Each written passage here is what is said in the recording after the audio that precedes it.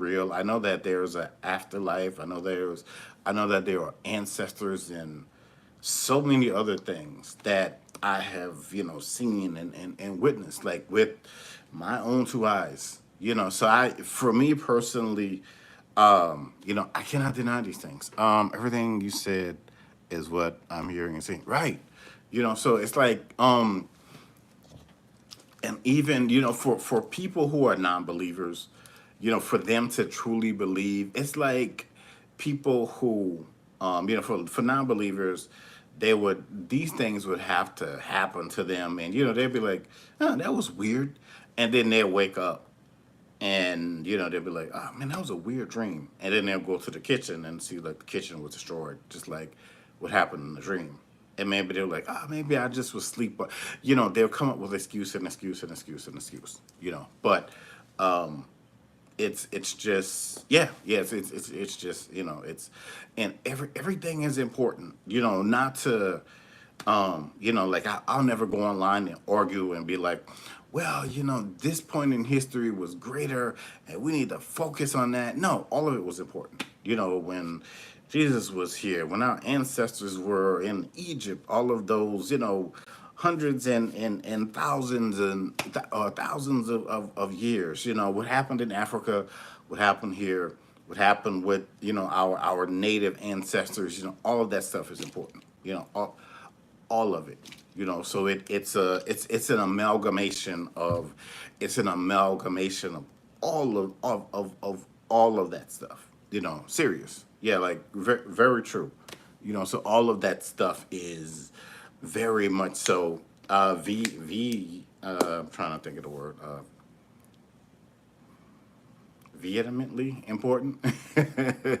Yeah, so man, all of that stuff is important, but even the government now, they're like, like, yeah, aliens are real. Hey, what, we can't hide it anymore.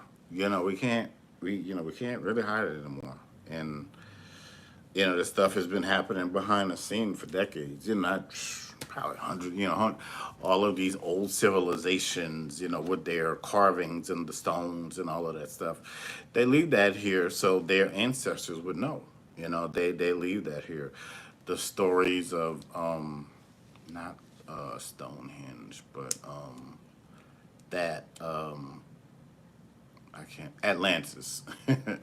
Like Atlantis predated Egypt. With a lot of I've from what I've heard in my research, a lot of those Atlanteans, they went into Egypt and so on and so forth. But so the ancestry is bold. The ancestry is vast. It's not just about especially for us as so-called African Americans.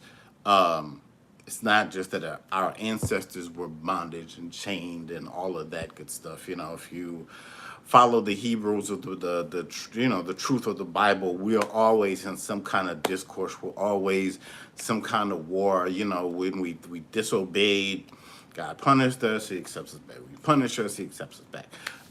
Great men fall. Great men. Great men fall.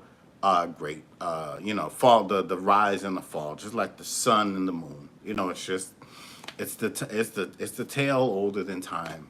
But it is just naturally time for you to get up, to rise up, to continue to do what you're doing, and to continue to